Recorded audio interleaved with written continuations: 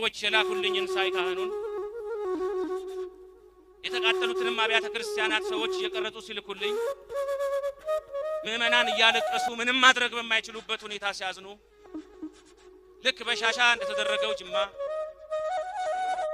ልክ ጅጅጋ እንደተደረገው አይነት አሁንም ሲደረግ አንድ አጠር ያለች ጽሁፍ ስሜቴን መገልጽበት ጻፍኩኝ።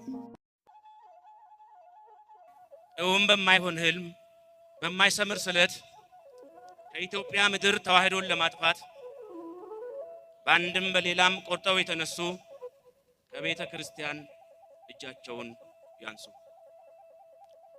ተረስቶ ዛሬ ያ የቀደመው የትናንት ውለታ ማየት ናፈቁ ሊኖሩ እነሱ ተዋህዶ ጠፍታ ቢሰጠኝ ብዬ መድኃኔ ዓለም ዋጋ ከሰማይ ባዝላት አልወርድም አለች ደፋሯ ከጀርባዬ ላይ። መቻልን እንጂ ሌላውን መቻል የማይፈልጉ በወርቅ ፋንታ ጠጠር መልሰው ተዋህዶን ወጉ። በእምነት ማትመስሉንን ያኔ ስንቀበል ነበረ ልትችሉን እኛ እናንተን ስንችል፣ ግን ስትሉን ቻሉን እኛ ግን አንችልም አልናችሁ እረፉ ያልዘሩት አይበቅልም።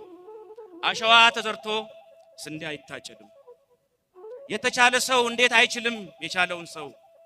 ለራስ ለመኖር ሌላውን አትኖር ማለት ምንድነው? ስለምንድነው የምንቀመጥ ዝምታን መርጠን የሚሆነውን በጆሮ ሰምተን ባይናችን ካየን?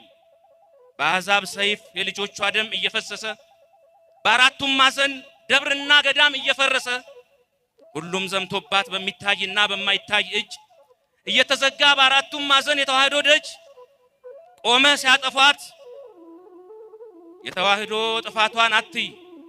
ታገል እንዳቅምህ ከደም እንባ ጋር በርትተህ ጸልይ። በምትችለው ታገል እንዳቅምህ በያለህበት። እንደ ዘመኑ ስለሚለያይ ሰማዕትነት ሀብትና ስልጣን ጊዜና ዝና ቢሰጥህ ጥበብ ኑር ለማተብህ ተዋህዶን አስብ። አስፋላት ርስቷን የትናንቱንም ርስት አስከብር። በላይ ነውና የመልካም ሥራ ስም ከመቃብር። ይታወጅ አዋጅ የተዋህዶ ልጆች የሚል ተነሱ። ወራሾች ቀድመው በእኛው ምድር ላይ እኛን ሳይወርሱ